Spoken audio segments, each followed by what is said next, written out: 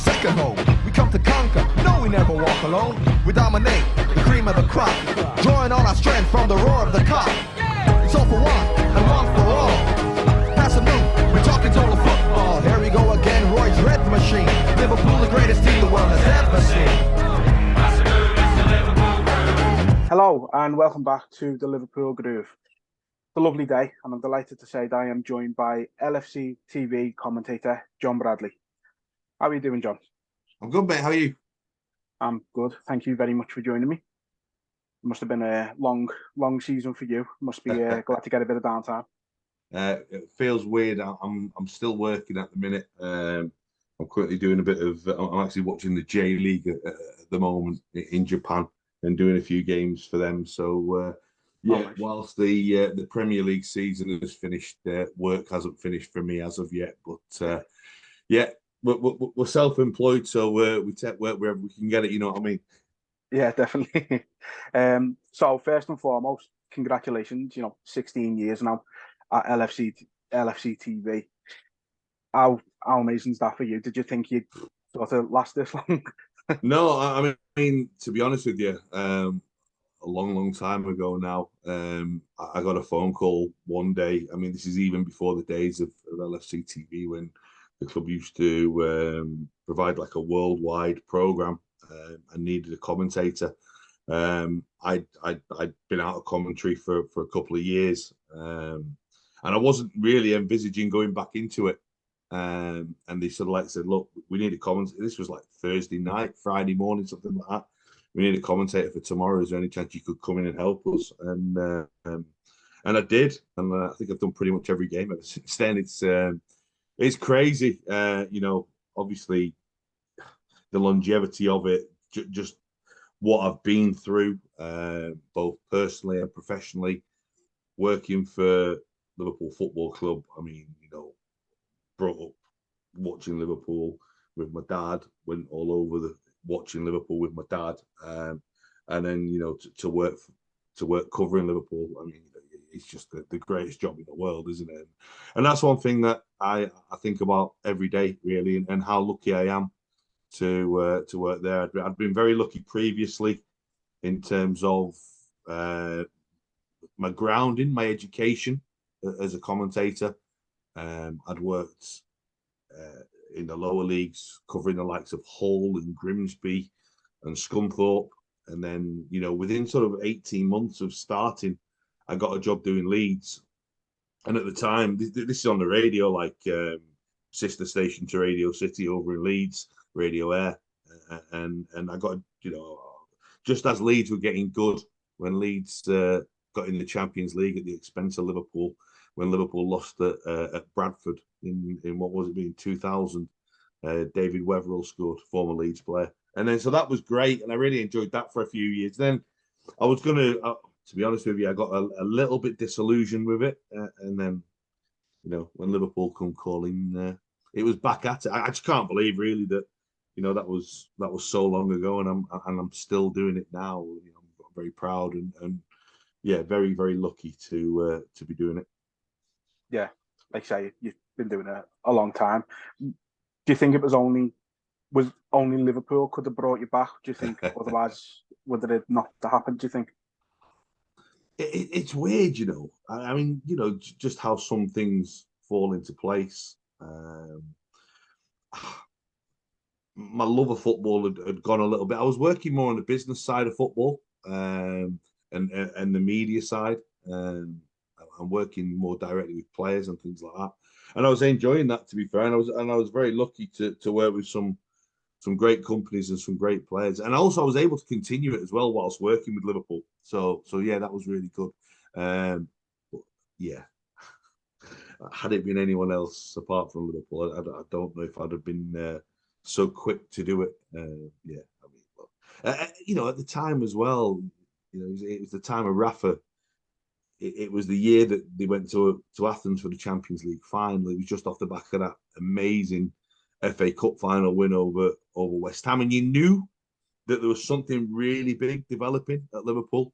And obviously signing Fernando Torres was just gargantuan in terms of what it got. I mean, even now, you know, you hear the Torres song, and so like the hairs on the back of my neck stand up because it was just incredible, and the bounce and everything that went with it, and he was amazing to watch and things like that. So to be around at that time to do the Champions League final, and obviously the game that they should have won that they lost, having won the game in 2005 that they should have lost but they won. Yeah. You know, and then obviously nearly winning the league, and part of me still thinks they should have won the league that year. You know, when they went to Old Trafford and smashed United, and just the way they kept winning the games, and ultimately, you know, they just couldn't quite do it. And you thought these are incredible times. This is like the rebirth of Liverpool Football Club, having been through a difficult few years, and then obviously difficult period would soon follow, followed by another rebirth. So, you know, there's been many highs and there's been a few lows along the way in terms of, you know, where the team's been. But ultimately, for me, you know, it's been fantastic to be part of it. You know, listen, I know that people, you know, like some commentators, don't like others. I'm exactly the same. You know, there's some commentators on the telly that when I hear them, I'm like, I don't really want to listen to you. But we're all like that, aren't we?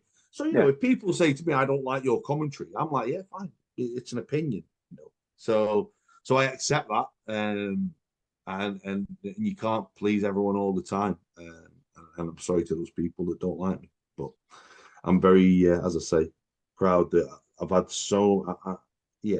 the messages I've had down the years and the moments that we've seen together, you know, that they'll obviously hopefully live with us all forever. Yeah, definitely. I mean, I think working for Liverpool, does it help that you can sort of be a fan as you're commentating? You haven't got to be a bit subdued in things that you say or how you're reacting to goals, like you're there yourself, you're there, Steve Hunter, you know, I think is corner taking quickly at Iggy. That's going to live on forever. But can I you know, yourself can I tell you the one line that I am asked more than any other when people meet me and they say, "Oh, what do you do?"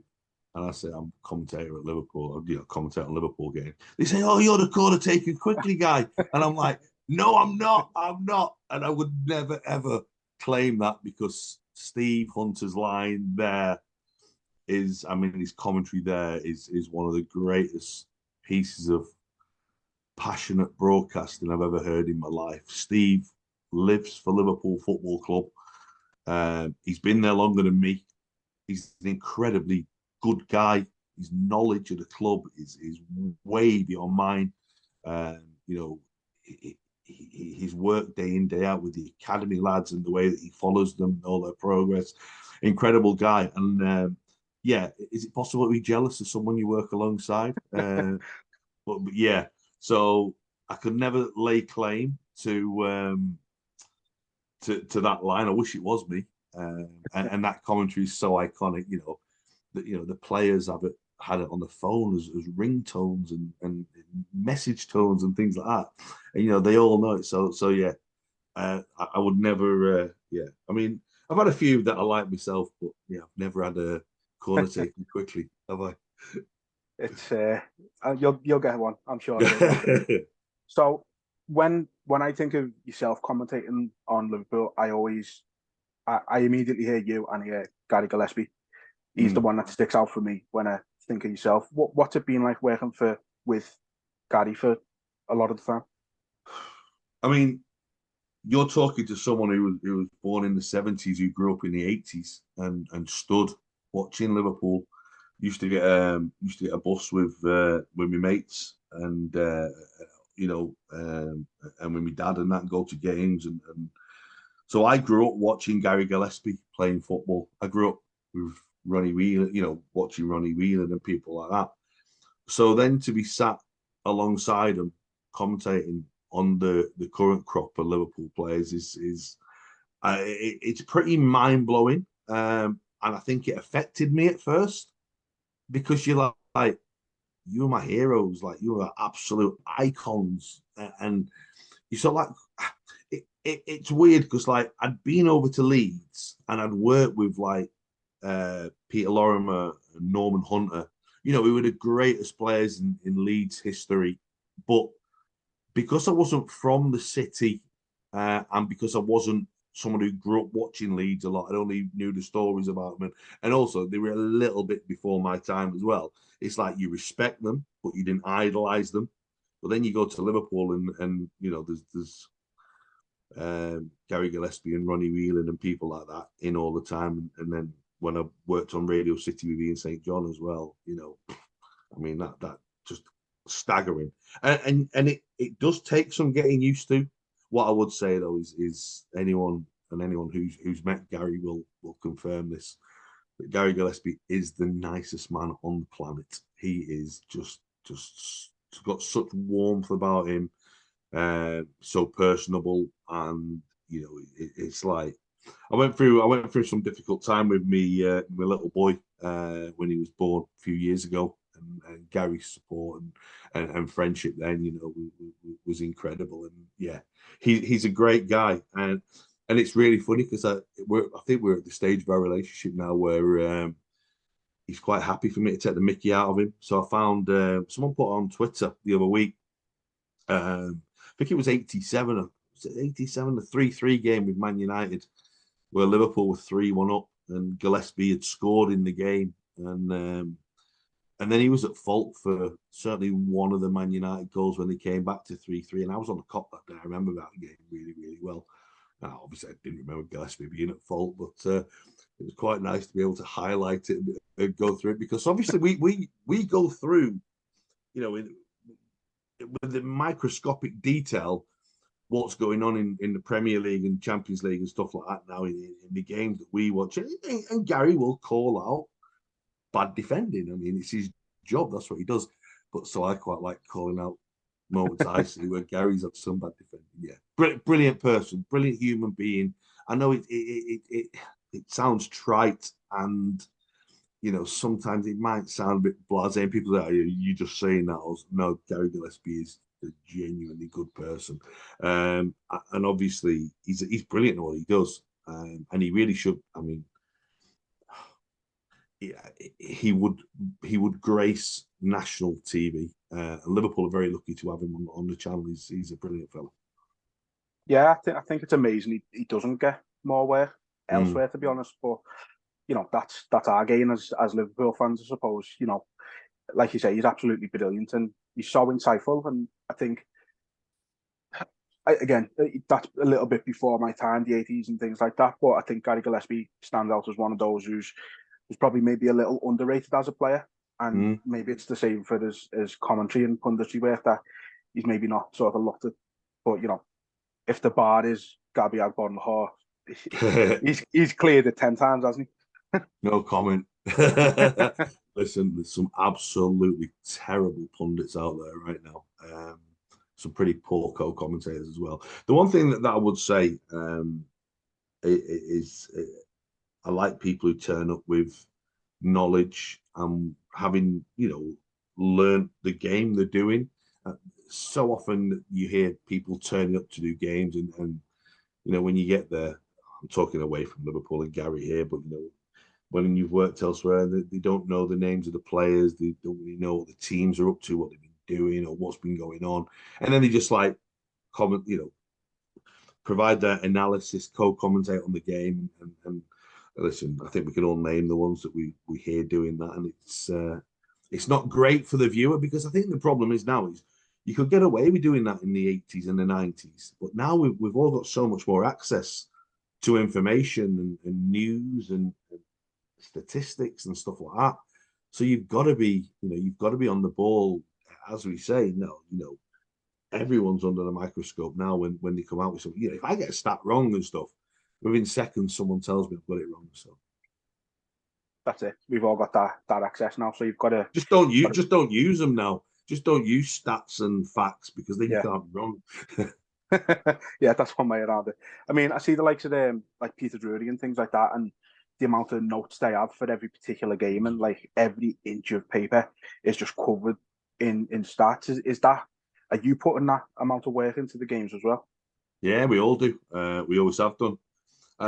We're quite lucky. I don't know. Does everyone know the secret about the access of commentators' notes that commentators actually have? Is that a big secret? I don't know. I don't know if I'm breaking confidence here. Normally, there's about 30, 40 pages of notes available for every Premier League game.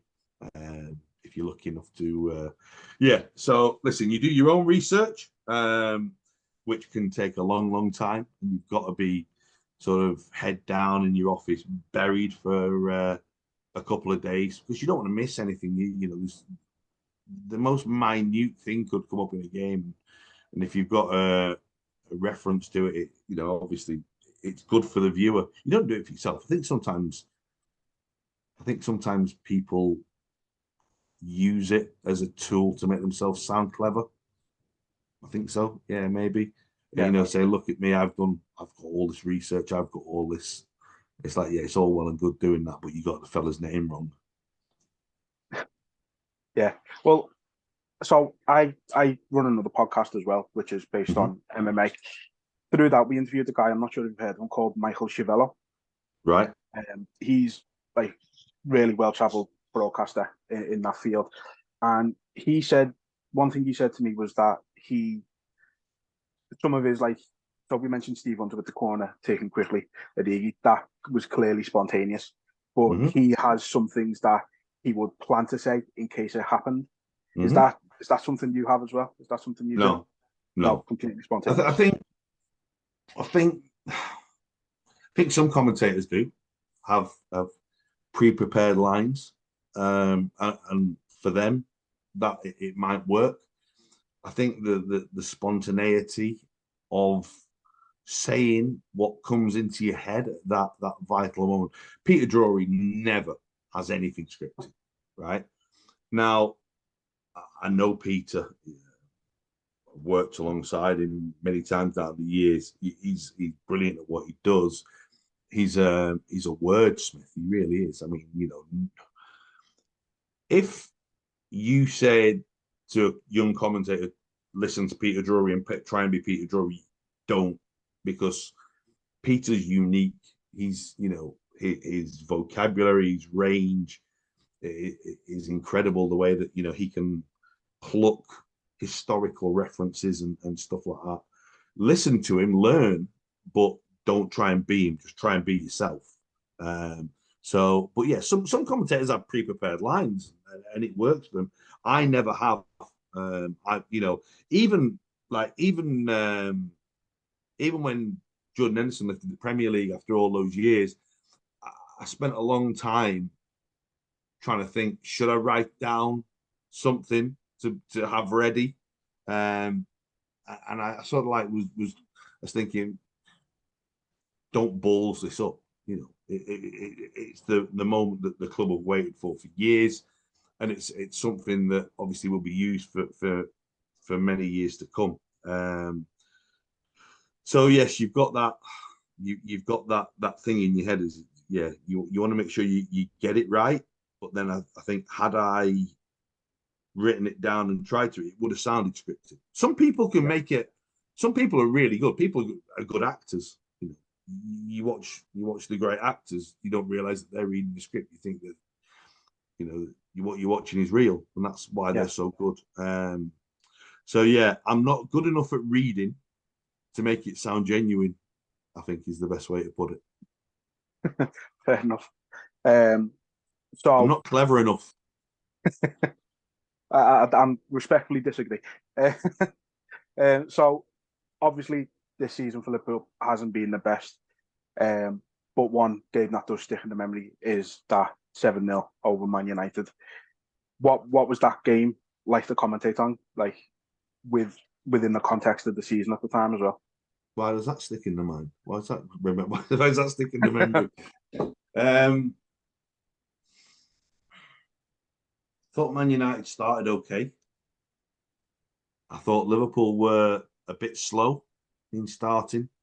And I thought it was, when you got to half time, you thought, yeah, done all right here. Game on. And it was good because obviously there'd been a few poor performances, and obviously it had been generally disappointing from the start of the season, and you're looking for something to clutch at to carry you forward. And then the second half, obviously, whatever clicked, whatever tactical alterations or whatever was said, that was completely different. Liverpool in that second half, and they just absolutely blew Man United away. I thought Man United's players let themselves down in the midst of battle, in the face of an absolute onslaught that was coming their way. I think that character-wise, they weren't great. But hey, ask anyone who's inside Anfield, away from that little section in the Anfield Road, and if they care about that, and no one will. Just everything seemed to go right. It's strange, isn't it? Because you had a 9-0 and a 7-0 in the season. You're like, yeah, it was a disappointing season. Could have, maybe saved a couple. Listen, the one thing that you'd say about it is that Liverpool smack Man United at home regularly now. They've given them some proper tonkins over the last few years. So it was no surprise that Liverpool beat them and beat them well. I think it was just a surprise that they got 7, and you felt like Man United had done well to only lose 7-0. You actually came out thinking, unlucky not to score 10 there. Really could have scored 10 there. So yeah, I don't think Man United will ever let that happen again. So I think that's the way to look at it, is that it was a unique night, a special night, one that we'll probably never see again. And one of them games that I mean, I was at the Forest game in the back of the late 80s, the legendary game. And it was, the game you came away from, and you were like, wow, what have we just seen there? And I was like 13 at the time, something like that. And I think that any young kid of a similar age, and that's how I try and remember, look at things now. I try and think, what would I think coming away from that game? It's like, just done my job and I'm going home now. And it's like, whoa, some game. But if you actually think about it as, what would you have thought when you were 13, 14 coming away from that game? I mean, you'd want to go to every game every week for the rest of your life, wouldn't you? And I think that's the best way to look at it. It's like the moment in a young person's life, a young boy and a young girl, anyone who's at that game will just be like, well, I was at the 7-0 against United. You live on that for years. Yeah, absolutely. No, it was a shock, and then to do that and then go on the little bad run that we had after it. It was the story of the season up until the last few weeks, wasn't it, really? Yeah. I think given what happened last season and how close they came to the ultimate in success, it was always going to be difficult this year. And obviously, with the injuries that they got so early, you knew that it was like, this is going to be a proper scrap now, because you've gone from this all-conquering team with Luis Diaz absolutely ripping it up from signing until the end of the season, and Sadio then playing centre forward, and everything, no matter what happened, everything seemed to work, obviously, until the last couple of games and things like that.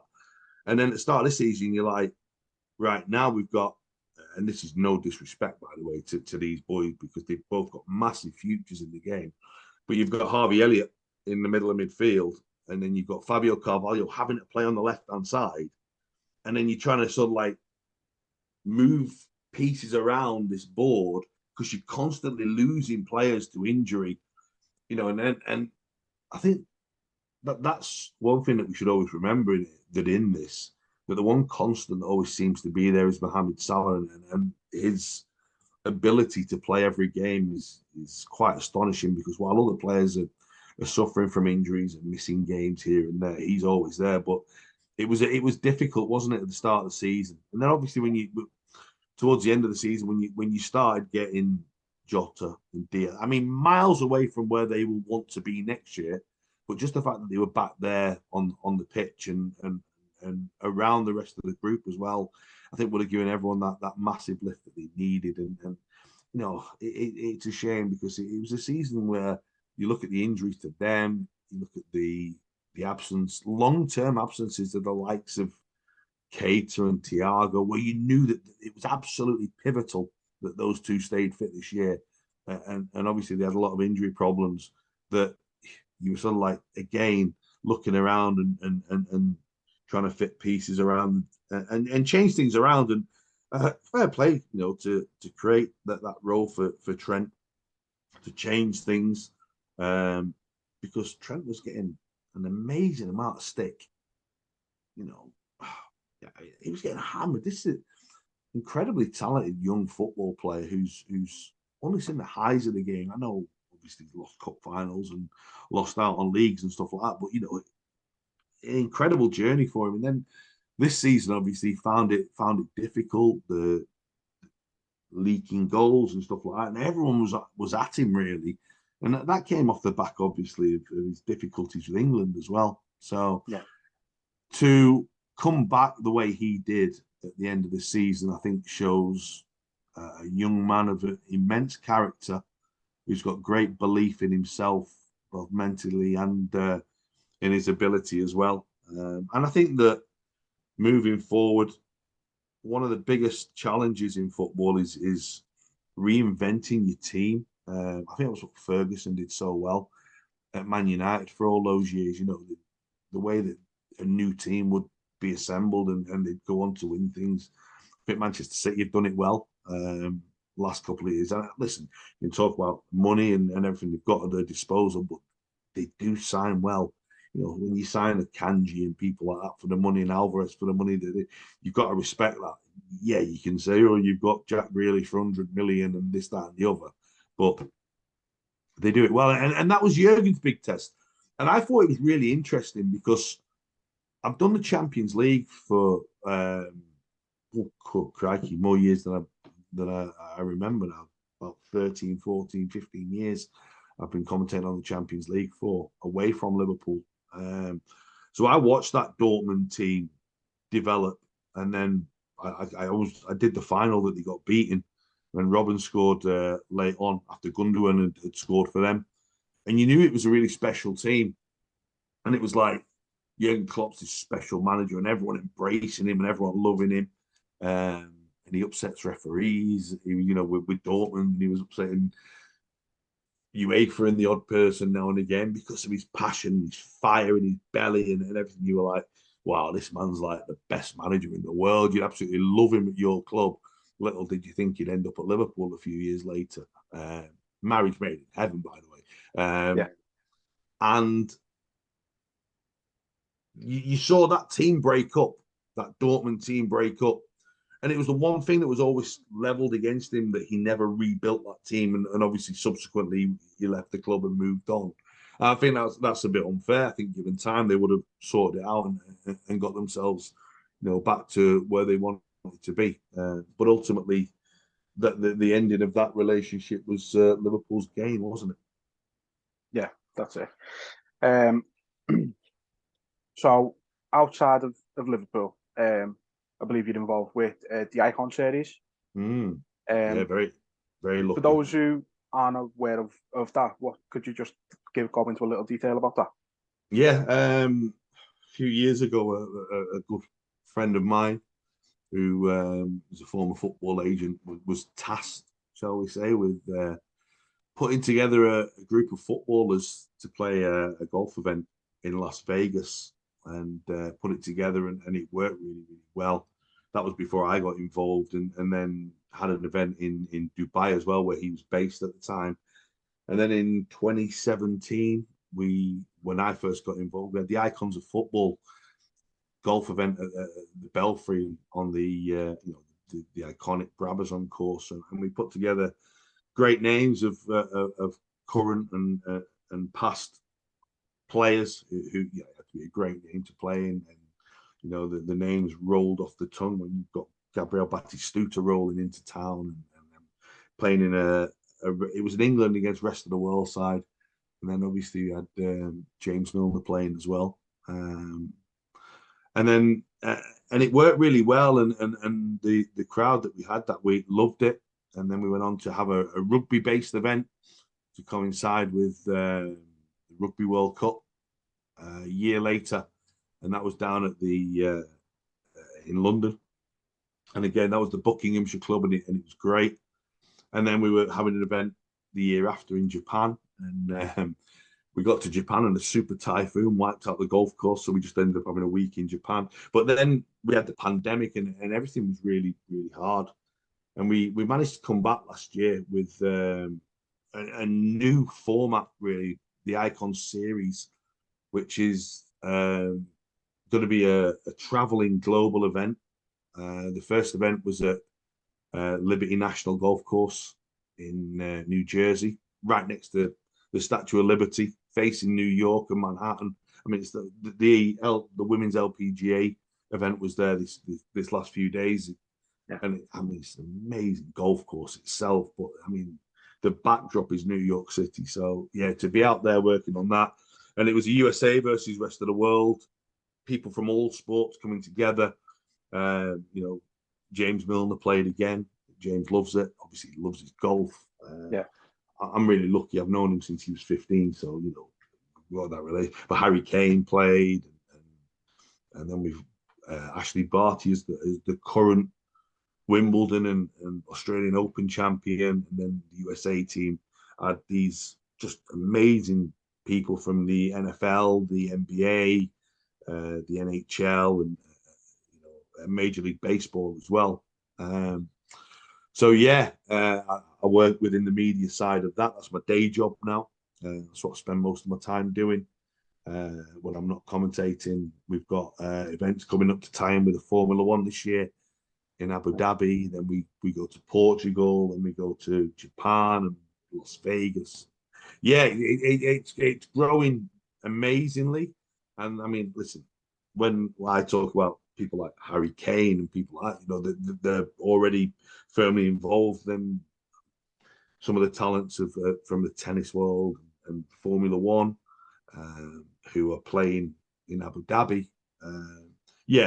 Again, it's one of them touch yourself.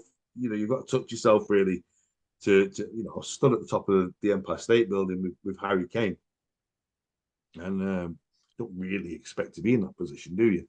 When you're a young lad, young lad growing up on the estates and that. And very, very lucky. I've been able to travel around the world with it, and we're looking forward to it. The pandemic, obviously, like for so many, nearly wiped us out. So to be back now and to be moving ahead with some really exciting times for the Icon Series, just really, it's brilliant to do. Yeah, it looks brilliant. I haven't had a chance to see any of it myself, but I did see a post with I believe Canelo was involved in. Was he Canelo? Yes. So, what a lovely guy. I mean, I'm a massive boxing man, and I'm looking forward to being at Olympia next Friday night. Oh, Friday night, Olympia. Yeah, I'm going over to the boxing at Olympia Friday. I love my boxing.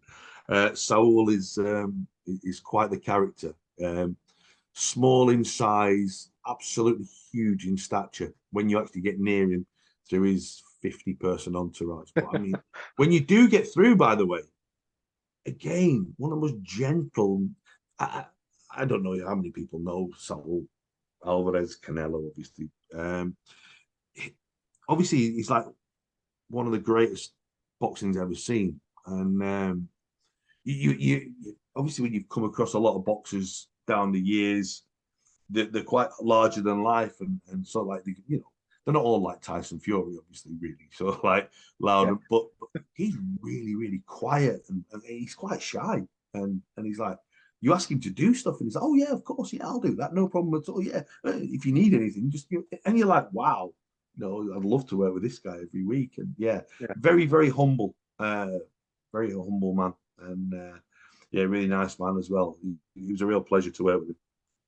Yeah, I mean, it's a testament to the Icon Series that you are able to bring in people like Canelo, people of that stature. So Yeah, You it's know, only going to get bigger as well. I mean, yeah, some of the names that we've got playing in the next 12 months, yeah, are the biggest names in US and global sport. So we've just got to tie it in with the different seasons. I mean, Pep Guardiola's played in our events, and yeah, it's quite funny because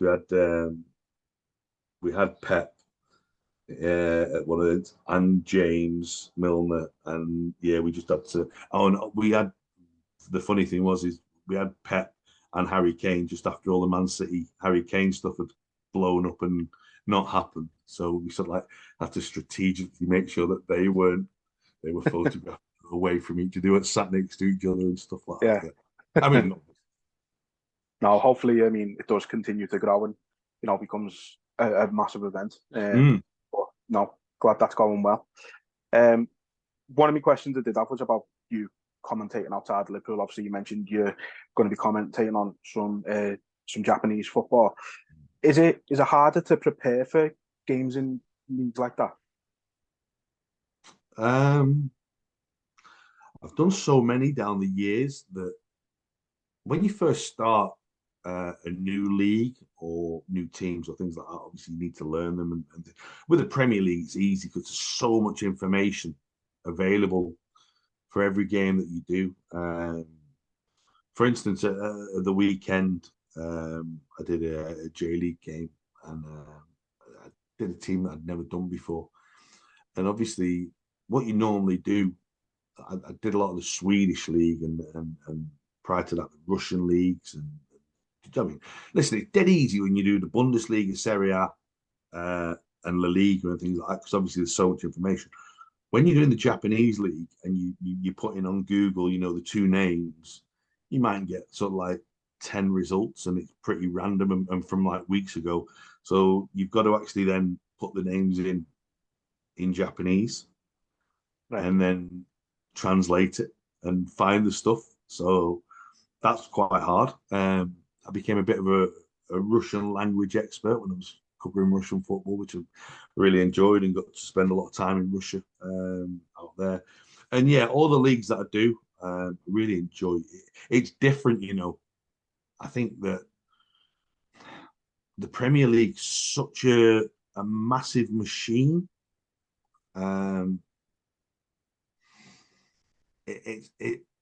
It can take away some of the innocence of football if that's right.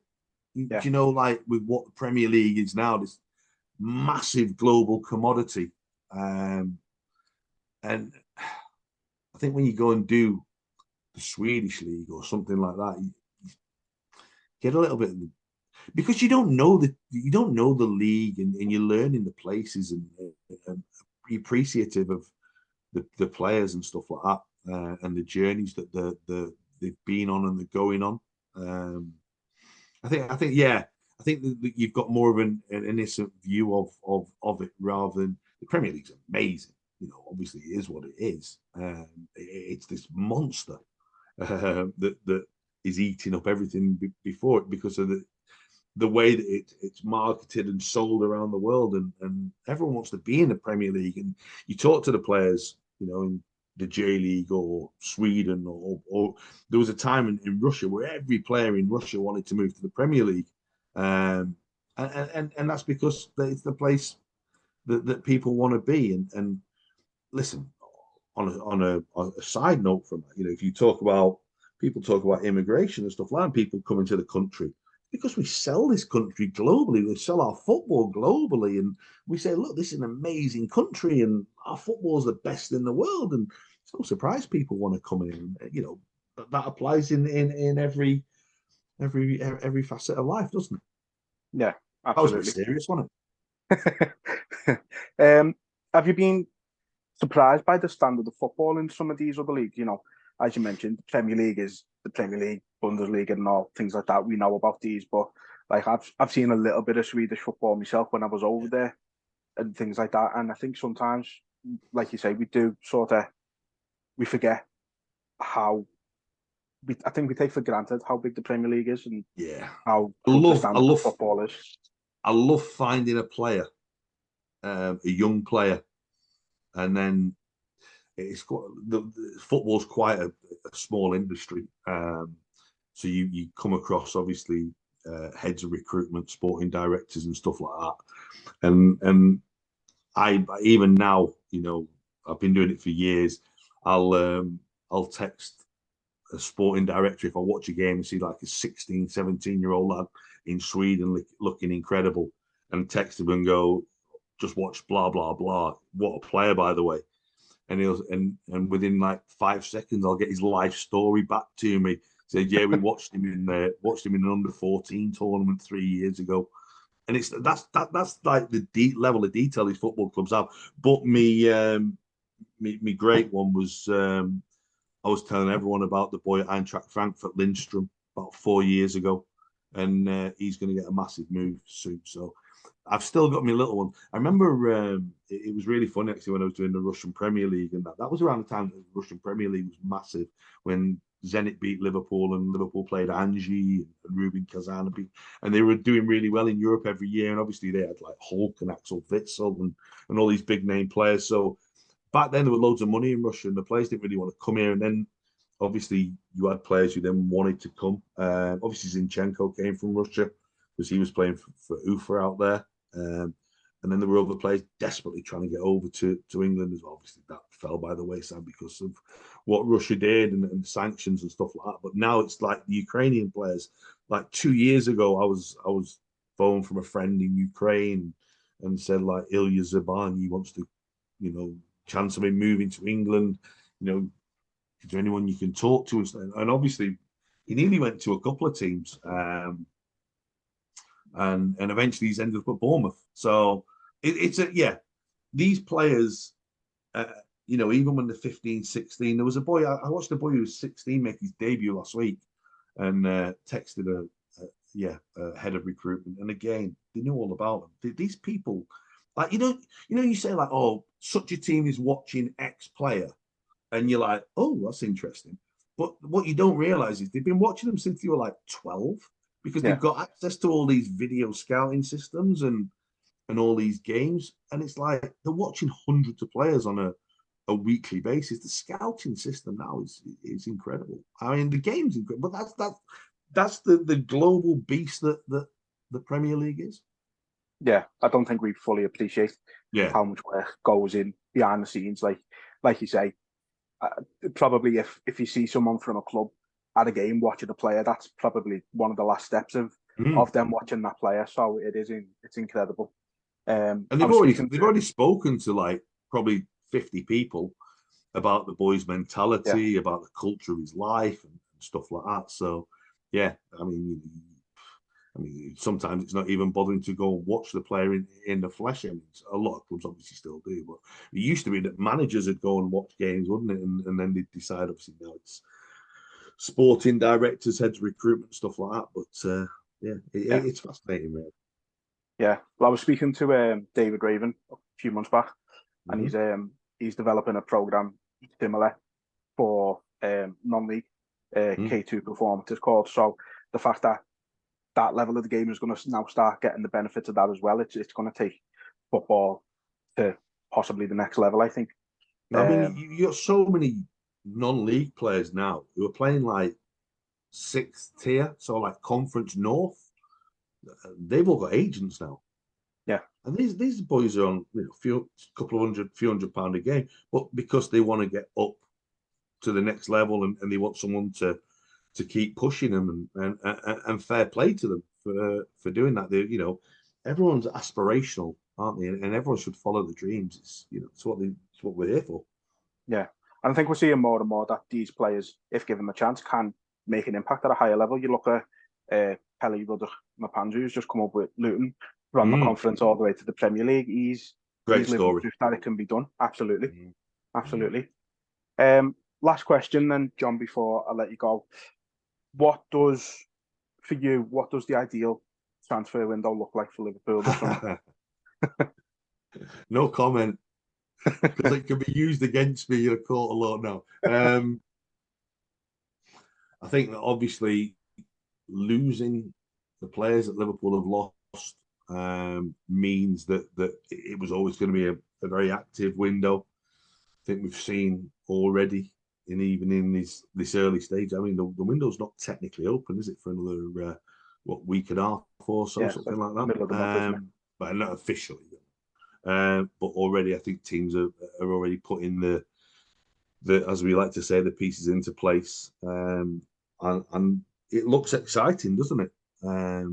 Does. I think losing Firmino is massive. You only need to look back on his influence that shows he's not irreplaceable, but he's as near to irreplaceable because he was the system, he was the man. So maybe this is all part of the regeneration of this Liverpool team. It's going to be a different sort of setup that we see moving forward. We've already maybe seen the first signs of that in Trent moving to where he is and the way that they're playing. And I like the way that Cody Gakpo's starting to develop. I think that he looks really exciting. Wouldn't surprise me, maybe if they looked at adding someone else in there, particularly if one of the younger players moves on as well. I think that midfield's obviously the area. Losing Millie is massive on and off the field. I'm certain that wherever he ends up on the south coast in blue and white will benefit from him on the field and off the field. I think he's still got loads to offer, and the way that he is in the dressing room will help that whichever team he plays for. On a serious note, moving forward. So I don't think anyone can sit here and say this player is going to be the right player, because we don't know that. There's people paid a lot more money than us. I like the fit of the players that you see talked about. You like sort of the way that they've developed their careers and the way they're moving forward. I think that it's going to be a little different this year with the Europa League. I think that Jurgen Klopp will want to win it without a shadow of a doubt. Don't even get into your head that he's not going to go out, and he will want to win that. And I don't think it's not just because it completes a set. I think he wants to win everything, and that's the sort of man he is. And while we might see younger players and young exciting talent like Bajcetic, hopefully when he comes back as fresh and fit as he was when he came in last season, we'll see them playing a lot of the early games in the Europa League, which then allows you to focus on the Premier League and things like that. So it's an important year, I think, on and off the field moving forward. They will want to stupid comment, they'll want to get it right. Of course they'll want to get it right, but the amount of work that's going into getting it right is incredible, and that's why these people are doing the job that they are. Yeah, no, absolutely. I managed to duck that question completely, didn't I? You answered it in a roundabout way, but we'll take it. Thank you for your time, John. Really appreciate it. Pleasure. Best of luck with everything concerned with the Icon series, and can't wait to hear you again next season on LFCTV. Yes, for your sins, unfortunately, you will hear me again. Listen, listen, I just want to say, I get so many messages on social media and people who I've met as well down the years as well, that have said so many nice things, and it does mean the world, to be appreciated. We do this for the fans. We don't do it for ourselves. You want to be able to relay that moment. And Barry Davis once said to me, he was my absolute hero growing up, and I was very lucky to meet him and sit in gantries alongside him. And he said, people don't give a stuff about 99.99% of the things you say on a commentary. It's that 0.1%.